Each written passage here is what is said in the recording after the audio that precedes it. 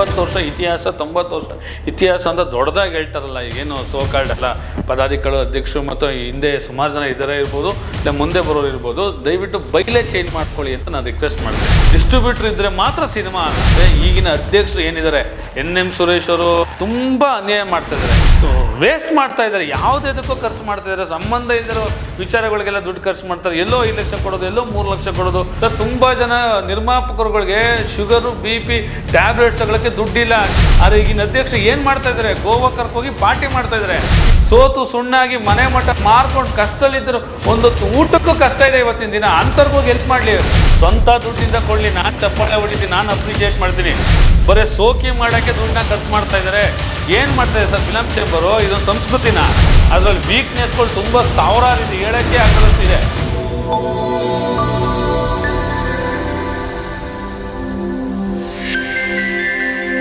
Hi, hello, ನಮಸ್ಕಾರ. ನಾನು ನಿಮ್ಮ Gururaj Kulkarni. That's money studio presence cinema magic ಕಾರ್ಯಕ್ರಮದಲ್ಲಿ ಇವತ್ತು ನಮ್ಮ ಜೊತೆಗೆ ಮತ್ತೊಬ್ಬ ಅತಿಥಿ ಇದ್ದಾರೆ. ಕನ್ನಡ ಚಿತ್ರರಂಗದಲ್ಲಿ 2009ರಿಂದ ಇಲ್ಲಿವರೆಗೂ ಸಕ್ರಿಯರಾಗಿರುವಂಥ MS ರವೀಂದ್ರ. ಕಾರ್ಯಕ್ರಮಕ್ಕೆ MS ರವೀಂದ್ರ ಅವ್ರನ್ನ ವೆಲ್ಕಮ್ ಮಾಡ್ತಾ. ನಮಸ್ಕಾರ ಸರ್. ನಮಸ್ತೆ ಸರ್, ಸ್ವಾಗತ. ಥ್ಯಾಂಕ್ ಯು ಸರ್, ನಿಮಗೂ ಸ್ವಾಗತ ಸರ್. ನನ್ನ ಎಲ್ಲರಿಗೂ ಕೇಳೋ ಥರ ನಿಮಗೊಂದು ಪ್ರಶ್ನೆ ಕೇಳ್ತೀನಿ. ಸಿನಿಮಾ ಯಾಕೆ ಸರ್? ಸಿನಿಮಾ ಅನ್ನೋದು ಬದುಕು ಕಟ್ಕೊಳ್ಳೋಕ್ಕೆ. ಸಿನಿಮಾ ಅನ್ನೋದು ತುಂಬ ಜನಕ್ಕೆ ಪ್ಯಾಷನ್ನು, ತುಂಬ ಜನಕ್ಕೆ ಒಂದು ಜೀವನ ಅದು. ಸೊ ಹಂಗಾಗಿ ಸಿನಿಮಾ ಬೇಕು ಅನಿಸುತ್ತೆ. ಸಿನಿಮಾ ಅಂದರೆ ಏನು ನಿಮ್ಮ ಪರ್ಸ್ನಲ್ ಭಾಷೆಯಲ್ಲಿ ಹೇಳೋದಾದರೆ? ಪರ್ಸ್ನಲ್ ಭಾಷೆ ಅನ್ನೋದಕ್ಕಿಂತ ಸರ್, ಸಿನಿಮಾ ಅಂದರೆ ಜೀವನ ಅಷ್ಟೇ, ಏನಿಲ್ಲ. ಕೆಲವೊಬ್ರಿಗೆ ಹೇಳೋದ್ನಲ್ಲ, ಈಗ ಪ್ಯಾಷನ್ ಇರ್ಬೋದು, ಕೆಲವರು ಜೀವನ ಇರ್ಬೋದು. ಸಿನಿಮಾ ಅನ್ನೋದೇ ಒಂದು ಪ್ಯಾಷನ್ನು. ಕಾಣದೇ ಇರೋ ಜಗತ್ತನ್ನ ಈ ಥರ ಇದೆ ಅಂತ ಒಂದು ಸೃಷ್ಟಿ ಮಾಡೋದನ್ನೇ ಜಗತ್ತು ಸಿನಿಮಾ ಅಂದರೆ. ಅದು ತುಂಬ ಜನ ಸೋತಿರೋರು ಇದ್ದಾರೆ, ಗೆದ್ದಿರೋರು ಇದ್ದಾರೆ, ದುಡ್ಡು ಮಾಡೋಕ್ಕೆ ಬರೋರು ಇದ್ದಾರೆ, ಕೆಲವರು ಇಲ್ಲ ಏನೋ ಒಂದು ಸಾಧನೆ ಮಾಡಬೇಕು ಅನ್ನೋ ಒಂದು ಆಟದಲ್ಲಿ ಬರೋರು ಇದ್ದಾರೆ. ಸೊ ಎಲ್ಲ ಥರ ಜನ ಇರೋದ್ರಿಂದ ನಾವು ಒಂದು ಥರ ಹೇಳೋಕ್ಕಲ್ಲ. ಸಿನಿಮಾ ಅಂದರೆ ಏನು ಅಂತ ಒಂದು ಲೈನಲ್ಲಿ ಹೇಳೋಕ್ಕೆ ಸಾಧ್ಯನೇ ಇಲ್ಲ. ಸೊ ಎಲ್ಲ ಥರ ಇರುತ್ತೆ. ಅವ್ರವ್ರು ಹೆಂಗೆ ತೊಗೊಳ್ತಾರೋ, ಅವ್ರು ಏನು ಇಂಟೆನ್ಷನ್ ಇಟ್ಕೊಂಡು ಸಿನಿಮಾ ಇಂಡಸ್ಟ್ರಿಗೆ ಬಂದಿದ್ದಾರೋ, ಸೊ ಅವ್ರನ್ನ ಕೇಳಿದಾಗ ಒಬ್ಬೊಬ್ಬರು ಒಂಥರ ನಿಮ್ಗೆ ಉತ್ತರ ಸಿಗುತ್ತೆ. ಸೊ ಸಿನಿಮಾ ಅಂದರೆ ನನ್ನ ಪ್ರಕಾರ ಒಂದು ಬದುಕು ಅಷ್ಟೇ ಅಂತ ಹೇಳ್ಬೋದು. 2009ರಲ್ಲಿ ನಿಮ್ಮ ಮೊದಲ ಸಿನಿಮಾ ಬಿಡುಗಡೆ ಆಗುತ್ತೆ, ಹೈದರಾಬಾದ್ ಅಂತ. ಅಲ್ಲಿಂದ ಇಲ್ಲಿವರೆಗೂ 5 ಸಿನಿಮಾಗಳನ್ನ ನೀವು ನಿರ್ದೇಶನ ಮಾಡಿದ್ದೀರ, ಜೊತೆಗೆ ನಿರ್ಮಾಣ ಕೂಡ ಮಾಡಿದ್ದೀರ. 2022ರಲ್ಲಿ ನಿಮ್ಮ ಕೊನೆಯ ಸಿನಿಮಾ ಅಂದ್ರೆ ಇನ್ನೂ ಆಕ್ಟಿವ್ ಇದ್ದೀರಾ. ಬಟ್ ಈ 2 ವರ್ಷದ ಗ್ಯಾಪಲ್ಲಿ ನಿಮ್ಮ ಸಿನಿಮಾ ಬಿಡುಗಡೆ ಆಗಿಲ್ಲ. ಏನು ವೈಯಕ್ತಿಕ ಕಾರಣಗಳಿರ್ಬೋದಾ? ವೈಯಕ್ತಿಕ ಕಾರಣಗಳಿಗಿಂತ ತುಂಬ ಒಂದು ಸಿನಿಮಾಯಿಂದ ಒಂದು ಸಿನಿಮಾ ಮಾಡೋಕ್ಕೆ ತುಂಬ ಟೈಮ್ ಬೇಕಾಗುತ್ತೆ. ಈಗ ನಾವೀಗ ಆಲ್ರೆಡಿ ಒಂದು ಕನ್ನಡ ಫಿಲಮ್ ಚೇಂಬರ್ ಅಂತ ಒಂದು ಸಂಸ್ಥೆ ಮಾಡಿದ್ದೀವಿ. ಈಗ ಮೈನ್ ಚೇಂಬರ್ ಸೋಕಾಲ್ಡ್ ಅಂತ ಏನು ಹೇಳ್ತಿರಲ್ಲ, ಅದೇ ಒಂದು ಪ್ಯಾರಲರ್ ಆಗಿ ಪರ್ಯಾಯವಾಗಿ ಒಂದು ಕನ್ನಡ ಫಿಲಮ್ ಚೇಂಬರ್ ಅಂತ ಮಾಡಿದ್ವಿ. ಇದರಲ್ಲಿ ಸಕ್ರಿಯವಾಗಿ ಭಾಗ ಆಗೋದ್ರಿಂದ ಇದ್ರಲ್ಲಿ ಸಂಸ್ಥೆ ಸ್ವಲ್ಪ ಬೆಳೆಸಬೇಕು, ಈ ಸಂಸ್ಥೆ ಮುಖಾಂತರ 4 ಜನಕ್ಕೆ ಏನೋ ಹೆಲ್ಪ್ ಮಾಡಬೇಕು, ಸಹಾಯ ಮಾಡಬೇಕು ಅಂತ ಕೆಲಸ ಕಾರ್ಯಗಳಲ್ಲಿ ಇದರಲ್ಲಿ ಬ್ಯುಸಿ ಆಗಿರೋದ್ರಿಂದ ಸೊ ಸಿನಿಮಾ ಸ್ವಲ್ಪ ಡಿಲೇ ಆಗ್ತಾಯಿದೆ. ಇನ್ನು 6 ಮಂತ್ ನೆಕ್ಸ್ಟ್ ಜನವರಿ ಡಿಸೆಂಬರಲ್ಲಿ ನಾವೊಂದು ನಮ್ಮೂರವಲಿ ಅಂತ ಒಂದು ಸಿನಿಮಾ ಮಾಡಬೇಕು ಅಂತ ಇದ್ದೀವಿ. ಸಿನಿಮಾ ನಾವು ಯಾವತ್ತಿದ್ರೂ ನಾವು ಮಾಡೇ ಮಾಡ್ತೀವಿ. ಸೊ ಈಗ ಪ್ರೆಸೆಂಟ್ಗೆ ಕನ್ನಡ ಫಿಲಮ್ ಚೇಂಬರ್ ಅಂತ ಒಂದು ಸಂಸ್ಥೆ ಸ್ಥಾಪನೆ ಮಾಡಿದ್ದೀವಿ. ಅದ್ರ ಕೆಲಸ ಕಾರ್ಯಗಳಲ್ಲಿ ಸ್ವಲ್ಪ ಬ್ಯುಸಿ ಆಗಿದ್ದೀವಿ ಅಷ್ಟೇ. ಸರ್, ನೀವು ಕರ್ನಾಟಕ ಚಲನಚಿತ್ರ ವಾಣಿಜ್ಯ ಮಂಡಳಿಯನ್ನು ಹೆಸರು ತೆಗೆದಿದ್ದಕ್ಕೆ ಕೇಳ್ತಿದ್ದೀನಿ. ವಾಣಿಜ್ಯ ಮಂಡಳಿಯ ವಿರುದ್ಧ ನೀವು ಚೇಂಬರ್ ಸೃಷ್ಟಿ ಮಾಡಿದ್ರ, ಅಥವಾ ನಿರ್ಮಾಪಕರಿಗೆ ಎಲ್ಲೂ ನ್ಯಾಯ ಸಲ್ತಿಲ್ಲ, ಅಥವಾ ಚಿತ್ರೋದ್ಯಮಕ್ಕೆ ಅನ್ಯಾಯ ಆಗ್ತಿದೆ ಅನ್ನೋ ಕಾರಣಕ್ಕೆ ನೀವು ಚೇಂಬರ್ ಸ್ಟಾರ್ಟ್ ಮಾಡಿದ್ರ?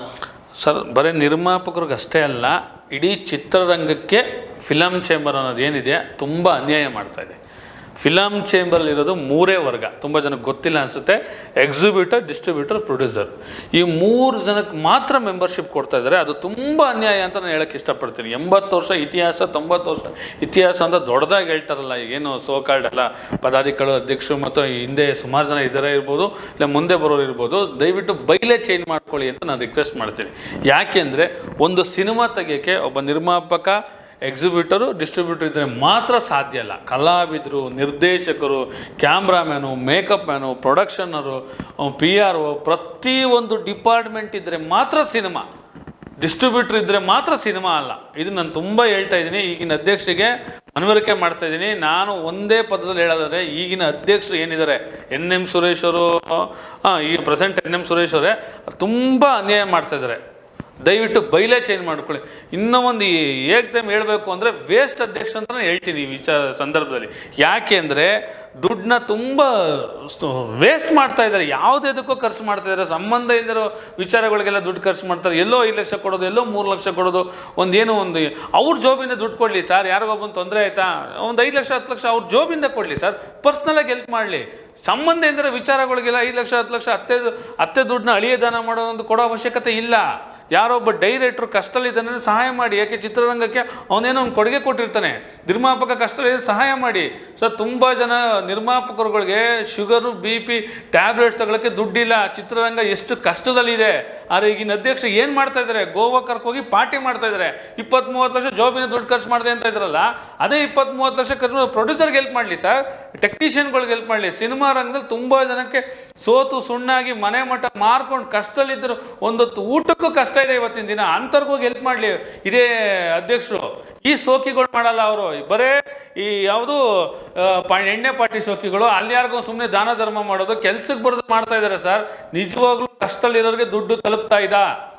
ಇವತ್ತು ಯಾವುದೋ ಒಂದು ಇನ್ಸಿಡೆಂಟ್ ನಿನ್ನೆ ನೋಡಿದ್ರೆ 5 ಲಕ್ಷ ರೂಪಾಯಿನ ಚೆಕ್ ಕೊಟ್ಟು ಬಂದಿದ್ದಾರೆ, ಕೊಡ್ಲಿ. ಮಾನವೀಯತೆ ದೃಷ್ಟಿಯಿಂದ 5 ಅಲ್ಲ 10 ಲಕ್ಷ ಕೊಡ್ಲಿ ಸರ್. ಯಾರೋ ಒಂದು ಕುಟುಂಬ ನೋವಲ್ಲಿದೆ ಅಂದರೆ 5 ಅಲ್ಲ 10 ಲಕ್ಷ ಸಹಾಯ ಮಾಡಲಿ, ಸ್ವಂತ ಜೋಬಿಂದ ದುಡ್ಡಿಂದ ಸಹಾಯ ಮಾಡಲಿ. ಯಾರೋ ಪ್ರೊಡ್ಯೂಸರು ಎಕ್ಸಿಬಿಟರ್ ಡಿಸ್ಟ್ರಿಬ್ಯೂಟರ್ ದುಡ್ಡು ತಗೋಗಿ ದಾನ ಮಾಡೋದಲ್ಲ, ಅದ್ರಲ್ಲಿ ದೊಡ್ಡಸ್ತಿಕೆ ಅಲ್ಲ. ಸ್ವಂತ ದುಡ್ಡಿಂದ ಕೊಡಲಿ. ನಾನು ಚಪ್ಪಾಳೆ ಹೊಡಿತೀನಿ, ನಾನು ಅಪ್ರಿಷಿಯೇಟ್ ಮಾಡ್ತೀನಿ, ಫೇಸ್ಬುಕ್ಕು ಯೂಟ್ಯೂಬಲ್ಲಿ ನಾನೇ ಕಮೆಂಟ್ಸ್ ಹೊಡಿತೀನಿ, ಏನಂತ ಒಳ್ಳೆ ಇವರು ಫಿಲಮ್ ಚೇಂಬರ್ ಅಧ್ಯಕ್ಷ ಅಂತ. ಯಾರ್ದೋ ದುಡ್ಡನ್ನ ಯಾರೋ ದಾನ ಮಾಡ್ಬಿಟ್ಟು ನಾನು ಅಧ್ಯಕ್ಷ ಅನ್ಕೊಂಡ್ರೆ ನನ್ನ ಪ್ರಕಾರ ವೇಸ್ಟ್ ಅಧ್ಯಕ್ಷರು. ಬರೀ ಸೋಕಿ ಮಾಡೋಕ್ಕೆ ದುಡ್ಡನ್ನ ಖರ್ಚು ಮಾಡ್ತಾ ಇದ್ದಾರೆ, ಎಲ್ಲೋ ಪಾರ್ಟಿ ಮಾಡೋಕ್ಕೆ ಗೋವಾಗ ಹೋಗಿ ಗಲಾಟೆ ಮಾಡ್ಕೊಂಡು ಬರ್ತಾ ಇದ್ದಾರೆ. ಏನು ಮಾಡ್ತಾ ಇದೆ ಸರ್ ಫಿಲಮ್ ಚೇಂಬರು? ಇದೊಂದು ಸಂಸ್ಕೃತಿನ? ಎಲ್ಲೋ ಪಾರ್ಟಿ ಕರ್ಕೋಗೋದು, ಏನೋ ಒಂದು ಮಜಾ ಮಾಡೋದು, ನಾನೇ ಅಧ್ಯಕ್ಷ ಸ್ಥಾನದಲ್ಲಿ ಮುಂದುವರಿಬೇಕು ಅಂತ ಒಂದು ಮನಸ್ಸು ಇಂಟೆನ್ಷನ್ ಇಟ್ಕೊಂಡು ಅವ್ರು ಪಾರ್ಟಿಗಳು ಮಾಡೋದು, ಇವೆಲ್ಲ ಇಂಟೆನ್ಷನ್ನೇ ಅಲ್ಲ. ಒಬ್ಬ ಫಿಲಮ್ ಚೇಂಬರ್ ಅಧ್ಯಕ್ಷ ಮಾಡಬೇಕಾದ್ರೆ ಏನು ಅಂದರೆ, ಯಾವ ನಿರ್ಮಾಪಕನ ಕಷ್ಟ ಇದೆ, ಯಾವ ನಿರ್ದೇಶಕನ ಕಷ್ಟ ಇದೆ, ಯಾವ ಕಲಾವಿದ್ರ ಕಷ್ಟ ಇದೆ, ಎಲ್ಲಿ ಏನು ಮಾಡಬೇಕು, ನನ್ನ ಕೈಲಿ ಏನು ಸಹಾಯ ಮಾಡಬೇಕು, ಅವರಿಂದ ಚೇಂಬರ್ ಹೆಂಗೆ ಸಂಸ್ಥೆನ ಇನ್ನೂ ದೊಡ್ಡ ಮಟ್ಟಕ್ಕೆ ತಗೋಗ್ಬೇಕು ಸರ್. ಇವತ್ತು 7-8 ಚೇಂಬರ್ ಆಗ್ತಿದೆ. ಯಾಕೆ ಅಂದರೆ ಈ ಮೇನ್ ಚೇಂಬರ್ ಅನ್ನೋದು ಏನಿದೆ ಅದರಲ್ಲಿ ವೀಕ್ನೆಸ್ಗಳು ತುಂಬ ಸಾವಿರಾರು ಇದೆ, ಹೇಳೋಕ್ಕೆ ಆಗದಷ್ಟು ಇದೆ. ಆ ವೀಕ್ನೆಸ್ ಇರೋದಕ್ಕೆ ಸುಮಾರು ಚೇಂಬರ್, ನನ್ನಂಥ ಚೇಂಬರ್ ಇರ್ಬೋದು, ಇನ್ನೊಂದು ಚೇಂಬರ್ ಇರ್ಬೋದು, ಆ ಚೇಂಬರ್ ಉಟ್ಕೊಳ್ಳೋ ಕಾರಣ ಇವರೇ ಆಗ್ತಾ ಇದ್ದಾರೆ. ಮಾತೃ ಸಂಸ್ಥೆ ಅಂತ ಎಷ್ಟು ಒಂದು ಹಿರಿಯರೆಲ್ಲ ಕಟ್ಕೊಂಡ್ಬಂದಿದ್ದಾರೆ, ಅದನ್ನು ಹಾಳು ಮಾಡ್ತಾ ಇದ್ದಾರೆ ಇವತ್ತಿನ ದಿನಗಳಲ್ಲಿ ಅಂತ ತುಂಬ ಹೇಳೋಕ್ಕೆ ಇಷ್ಟಪಡ್ತೀನಿ ಸರ್. ನೀವು ಇಷ್ಟೊತ್ತು ಹೇಳಿದ್ನು ನಾನು ಈಗಾಗಲೇ ಕೇಳಿದ್ದೀನಿ, ಪತ್ರಿಕೆಗಳಲ್ಲಿ ಓದಿದ್ದೀನಿ, ಮಾಧ್ಯಮಗಳಲ್ಲಿ ಕೇಳಿ ತಿಳ್ಕೊಂಡಿದ್ದೀನಿ. ಯಾವುದೋ ಒಬ್ಬ ಸಾಮಾಜಿಕ ಕಾರ್ಯಕರ್ತ ಹೇಳ್ತಾರೆ, ನೀವು ಆ ಚೇಂಬರಲ್ಲಿ ಸಿನಿಮಾನ ರಿಜಿಸ್ಟರ್ ಮಾಡ್ತೀರಾ ಅಥವಾ ಬ್ಯಾನರ್ ರಿಜಿಸ್ಟರ್ ಮಾಡ್ತೀರಾ ಅಂದರೆ 1.25 ಲಕ್ಷ ಕೊಡಬೇಕು ಅಂತ. ಯಾಕೆ ಸರ್ ಕೊಡಬೇಕು? 1.25 ಲಕ್ಷನ ವಾಣಿಜ್ಯ ಮಂಡಳಿಯವರು ಆ ಸಿನಿಮಾ ಪ್ರೊಡ್ಯೂಸರ್ಗಾಗಲಿ ಅಥವಾ ಅವ್ರ ಹೇಳಿಕೆಗಾಗಲಿ ಅಥವಾ ಇರುವಂಥ ಎಲ್ಲ ಪ್ರೊಡ್ಯೂಸರ್ ಹೇಳಿಕೆಗಾಗಲಿ ಯಾವ ಥರ ಬಳಕೆ ಮಾಡ್ಕೋತಾರೆ? ನನಗೆ ಅದರದ್ದೊಂದು ಇನ್ಫಾರ್ಮೇಷನ್ ತುಂಬ ದಿನಗಳಿಂದ ಅವಶ್ಯಕತೆ ಇತ್ತು, ಇವತ್ತು ತಾವು ಹೇಳಿ. ಹೌದು, ಅಲ್ಲೇನಂದರೆ ಸರ್ ಅವ್ರದ್ದೇ ಒಂದು ಕಾನೂನಲ್ಲಿ ಒಂದು ಬೈಲಾ ಮಾಡ್ಕೊಂಬಿಟ್ಟವ್ರೆ. ಆ ಬೈಲನೇ ದೊಡ್ಡ ವಿಷಯ ಥರ ಅವರು ಕುತ್ಕೊಂಡ್ಬಿಟ್ಟವ್ರೆ ಒಂದು ಸ್ಟಿಕನಾಗಿ. ಆ ಬೈಲನ್ನು ತಿದ್ದುಪಡಿ ಮಾಡ್ಕೋಬೋದು. ಸರ್ಕಾರದಲ್ಲಿ ಒಂದು ಗೌರ್ಮೆಂಟಲ್ಲಿ ಒಂದು ಅವಕಾಶ ಇದೆ. ಒಂದು ಸಂಘ ಸಂಸ್ಥೆಗಳಲ್ಲಿ ಬೈಲಾ ಮಾಡ್ಕೊಳ್ಳೋದು ನೀವಪ್ಪ, ಅದನ್ನು ತಿದ್ದುಪಡಿ ಮಾಡ್ಕೊಳ್ಳಿ. ಏನು ಹೇಳಿ, 50,000 ರೂಪಾಯಿ 1 ಲಕ್ಷ ರೂಪಾಯಿ ಇರೋ ಮೆಂಬರ್ಶಿಪ್ನ 20,000ಕ್ಕೆ ತನ್ನಿ, ಇಲ್ಲ 10,000ಕ್ಕೆ ತನ್ನಿ. ತುಂಬ ಜನ ಹೊಸಬ್ರು ಬರ್ತಾರೆ ಸರ್, ಅವ್ರ ಹತ್ರ ದುಡ್ಡೇ ಇರಲ್ಲ, ಏನೋ ಸಾಲ ಮಾಡ್ಕೊಂಡು ಎಲ್ಲಿನೋ ತಂದು ಒಂದು 10-20,000 ಕೊಟ್ಟು ಮೆಂಬರ್ ಆಗ್ತಾರೆ. ನನಗೇನೋ ಒಳ್ಳೇದಾಗುತ್ತೆ ಈ ಚೇಂಬರಿಂದ ಅಂತ. ಏನು ಒಳ್ಳೇದಾಗುತ್ತೆ ಸರ್? ಒಬ್ಬ ನಿರ್ಮಾಪಕನಿಗೆ 50,000 1 ಲಕ್ಷ ಕೊಟ್ಟು ಮೆಂಬರ್ ಆಗೋನಿಗೆ ಅವನಿಗೆ ವೋಟಿಂಗ್ ಪವರ್ ಬರೋದು ಯಾವಾಗ ಅಂದರೆ ತುಂಬ ಜನ ಗೊತ್ತಿಲ್ಲ. ಅವನು ಸಿನಿಮಾ ಮಾಡಿ ಸೆನ್ಸಾರ್ ಮಾಡಿ ಥಿಯೇಟರ್ ರಿಲೀಸ್ ಮಾಡಿದಾಗ ವೋಟಿಂಗ್ ಪವರ್ ಬರುತ್ತೆ. ಅಲ್ಲಿವರೆಗೂ ಅವನು 1 ಲಕ್ಷ ರೂಪಾಯಿ ಡೆಡ್ ಇನ್ವೆಸ್ಟ್ಮೆಂಟು, 1 ಲಕ್ಷ ರೂಪಾಯಿ ಡೆಡ್ ಇನ್ವೆಸ್ಟ್ಮೆಂಟ್ ಆಗ್ತಾಯಿದೆ. ಅವನಿಗೆ ವೋಟಿಂಗ್ ಪವರ್ ಬರೋದು ಅವಾಗ. ಆದರೆ ಅವನು ಎಲೆಕ್ಷನ್ ಕಂಟೆಸ್ಟ್ ಮಾಡಬೇಕು ಅಂದರೆ 2 ಸಿನಿಮಾ ಮಾಡಿರಬೇಕು. ಇದನ್ನೆಲ್ಲ ಬೈಲೆ ಮಾಡ್ಕೊಂಡಿದ್ದಾರೆ. ಒಬ್ಬ ಹೊಸಬ ಒಳಿಕೆ ಬರೋಕ್ಕಾಗಲ್ಲ, ಅದಕ್ಕೇನು ಬೇಕೋ ಅಷ್ಟು ಬೈಲೆಗಳು ನೀಟಾಗಿ ಮಾಡ್ಕೊಂಡಿದ್ದಾರೆ ಅವರು.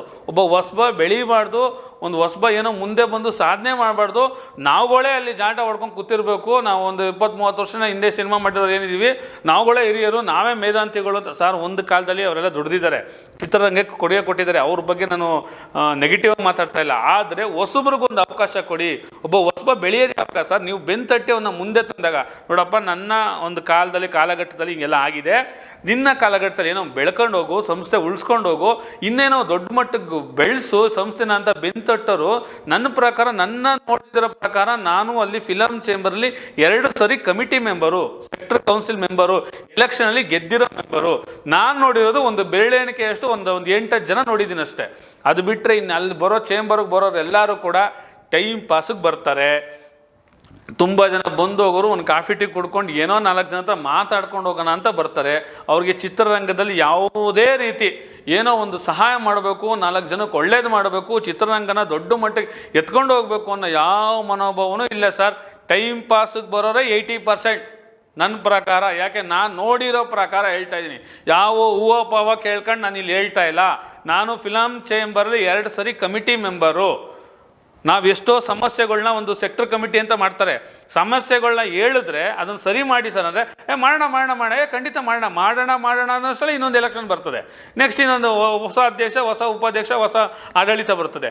ಅಲ್ಲಿ ಸರ್ ಈ ಥರ ಒಂದು ಸಮಸ್ಯೆ ಹಿಂದೆ ಹೇಳಿದೆ, ಮುಂದಕ್ಕೆ ಮಾಡೋಣ ಬಿಡ್ರಿ ರವೀಂದ್ರ, ಇವೆಲ್ಲ ಆಗಲ್ಲ ಬಿಡ್ರೆ ಅಂತ ಮುಂದಕ್ಕೆ ಹೋಗೋಣ. ಸೊ ಪ್ರತಿ ಸರಿ ಇದೇ ಆಗ್ತಾ ಇದೆ.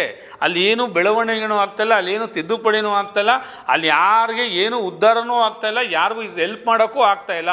ಸೊ ನನ್ನ ಪ್ರಕಾರ ಹೊಸ ನಿರ್ಮಾಪಕರಿಗೆ ಹೇಳ್ತೀನಿ, ದಯವಿಟ್ಟು ಲಕ್ಷ ಕೊಟ್ಟು ನೀವು ಮೆಂಬರ್ ಆಗೋ ಅವಶ್ಯಕತೆ ಇಲ್ಲ. ನಿಮಗೆ ಒಂದು ಸಿನಿಮಾ ಆಗಬೇಕಾ, 7-8 ಚೇಂಬರಲ್ಲಿ ಎಲ್ಲಾರ ಮಾಡ್ಕೊಳ್ಳಿ. ಆದರೆ ವಾಣಿಜ್ಯ ಮಂಡಳಿ ತುಂಬ ಅನ್ಯಾಯ ಮಾಡ್ತಾಯಿದ್ರೆ ಚಿತ್ರರಂಗಕ್ಕೆ ಅಂತ ಹೇಳ್ತಾ ಇದ್ದೀನಿ. ಬೇರೆ ಸದಸ್ಯರಿಗೆ ನೀವು ಅಲ್ಲಿ ಸದಸ್ಯತ್ವ ಕೊಡದೇ ಇರೋದೇ ಒಂದು ದೊಡ್ಡ ಅನ್ಯಾಯ. ಕಲಾವಿದರು ಬೇಡವಾ, ನಿರ್ದೇಶಕರು ಬೇಡ, ಒಂದು 30 ಸಂಘ ಸಂಸ್ಥೆಗಳು ಮಾಡ್ಕೊಂಡವ್ರು ಸರ್. ನಿರ್ದೇಶಕರ ಸಂಘ ಅಂತೆ, ಛಾಯಾಗ್ರಹ ಸಂಘ, ಫೈಟ್ ಯೂನಿಯನ್ ಅಂತೆ, ಆ ಯೂನಿಯನ್ ಅಂತೆ, ಏನಕ್ಕೆ ಅಷ್ಟೊಂದು ಯೂನಿಯನು ಸರ್? ಒಂದು ಮಾತೃ ಸಂಸ್ಥೆ ಅಂದರೆ ಒಂದು ದೊಡ್ಡ ಬಿಲ್ಡಿಂಗಲ್ಲೇ ಎಲ್ಲ ಡಿಪಾರ್ಟ್ಮೆಂಟು ಇಲ್ಲಬೇಕು. ಇಂದು ಈ ಸಿನಿಮಾಗೆ ಬೇಕಾದ್ರೆ 26 ಡಿಪಾರ್ಟ್ಮೆಂಟು, 26 ಕಂಪಾರ್ಟ್ಮೆಂಟ್ ಮಾಡಿದ್ರೆ ಮುಗೀತು. ಇನ್ನು ವಿಧಾನಸೌಧಕ್ಕೆ ಹೋಗ್ತೀರಾ, ವಿಧಾನಸೌಧದಲ್ಲಿ ನಿಮಗೆ ಗೃಹ ಮಂತ್ರಿ ಅಲ್ಲೇ ಸಿಗ್ತಾರೆ, CM ಅಲ್ಲೇ ಸಿಗ್ತಾರೆ, ಕೃಷಿ ಇಲಾಖೆ ಮಿನಿಸ್ಟರ್ ಸಿಗ್ತಾರೆ. ಒಂದೇ ದೊಡ್ಡ ವಿಧಾನಸೌಧದಲ್ಲಿ ನಿಮಗೆಲ್ಲ ಪಾರ್ಲಿಮೆಂಟ್ ಮೆಂಬರ್ಸ್ಗಳು ಎಲ್ಲ ಅಲ್ಲೇ ಸಿಗ್ತಾರೆ. ಸೊ ಹಂಗೆ ಒಂದು ಫಿಲಮ್ ಚೇಂಬರ್ ಮಾತೃ ಸಂಸ್ಥೆ ಅಂದರೆ ನಿಮ್ಗೆ A to Z ಆ ಬಿಲ್ಡಿಂಗ್ ಒಳಗೆ ಹೋದರೆ ನನಗೆ ಗ್ರೌಂಡ್ ಫ್ಲೋರಲ್ಲಿ ಕ್ಯಾಮ್ರಾಮನ್ ಸಿಗ್ತಾರೆ, ಫಸ್ಟ್ ಫ್ಲೋರಲ್ಲಿ ಡೈರೆಕ್ಟರ್ ಸಿಗ್ತಾರೆ, ಸೆಕೆಂಡ್ ಫ್ಲೋರಲ್ಲಿ ನಿರ್ಮಾಪಕರು ಸಿಗ್ತಾರೆ, 4ನೇ ಫ್ಲೋರಲ್ಲಿ ಡಿಸ್ಟ್ರಿಬ್ಯೂಟರ್ ಸಿಗ್ತಾರೆ. ಆ ಬಿಲ್ಡಿಂಗ್ ಹೋದರೆ ನಂಗೆ ಸಿನಿಮಾಗೆ ಸಂಬಂಧಪಡೋರು ಎಲ್ಲರೂ ಸಿಗ್ತಾರಪ್ಪ ಅನ್ನೋ ಒಂದು ಟೈಮು ಕಾಲ ಬರಬೇಕು. ಇದನ್ನು ಬೈಲ ತಿದ್ದುಪಡಿ ಫಿಲಮ್ ಚೇಂಬರ್ ಅವ್ರು ಮಾಡ್ಕೋಬೇಕು. ಯಾಕೆ ಅಂದರೆ ಈಗಾಗಲೇ ಕೋಟ್ಯಾಂತರ ರೂಪಾಯಿ ಫಂಡ್ ಇದೆ. ಆ ಫಂಡ್ಗೋಸ್ಕರ ಸುಮಾರು ಜನ ಕಾಂಪಿಟೇಷನ್ ನಿಂತ್ಕೊಂಡು ಎಲೆಕ್ಷನ್ ಗೆಲ್ತಾರೆ ಅನ್ನೋ ಗೊತ್ತಿಲ್ಲ. ತುಂಬ ಜನಕ್ಕೆ ಸೇವೆ ಮಾಡಬೇಕು ಅನ್ನೋ ಮನೋಭಾವನೂ ಇದೆ, ಕೆಲವೊಬ್ಬರು ಏನೋ ಟೈಮ್ ಪಾಸಿಗೆ ಮಾಡಬೇಕು ಅನ್ನೋ ಮನೋಭಾವನೆ ಇದೆ. ನಾನು ಎಲ್ಲ ಥರ ಜನ ನೋಡಿದ್ದೀನಿ ಚೇಂಬರಲ್ಲಿ. ಒಬ್ಬ ಹೊಸಬ ಬೆಳೀತಾ ಇದ್ದಾನೆ ಅಂದರೆ ಬೆಳ್ಸೋಕ್ಕೆ ಬಿಡಲ್ಲ. ಫಸ್ಟ್ ಆಫ್ ಆಲ್ ಇದು ನನ್ನ ಚೇಂಬರಲ್ಲಿ ನಾನು ಬೈಲ ಹಂಗೆ ಮಾಡ್ಕೊಂಡಿಲ್ಲ. ಯಾರೊಬ್ಬ ಮೆಂಬರ್ ಆಗ್ತಾನೆ, ಮೆಂಬರ್ ಆಗಿ 30 ದಿನ ಆದಮೇಲೆ ಅವನಿಗೆ ವೋಟಿಂಗ್ ಪವರ್ ಕೊಡ್ತೀವಿ, ಅವನು ಎಲೆಕ್ಷನ್ ಕಂಟೆಸ್ಟ್ ಮಾಡೋಕ್ಕೆ ಪವರ್ ಕೊಡ್ತೀವಿ. ಅವನು ಬೆಳಿಬೇಕು, ಅವನು ಮುಂದೆ ತರಬೇಕು ಅನ್ನೋ ಮನೋಭಾವ ನಾವಿಟ್ಕೊಂಡು ಒಂದು ಬೈಲ ಮಾಡ್ಕೊಂಡಿದ್ದೀವಿ. ಅದಕ್ಕೆ ನಾವೊಂದು ಸಂಸ್ಥೆ ಸೃಷ್ಟಿ ಮಾಡಿದ್ದೀವಿ, ಕನ್ನಡ ಫಿಲಮ್ ಚೇಂಬರ್ ಅಂತ. ನಮ್ಮಲ್ಲಿ ಸಿನಿಮಾಗೆ ಸಂಬಂಧಪಡೋ ಎಲ್ಲ ಡಿಪಾರ್ಟ್ಮೆಂಟ್ಗೂ ಮೆಂಬರ್ಶಿಪ್ ಕೊಡ್ತೀವಿ.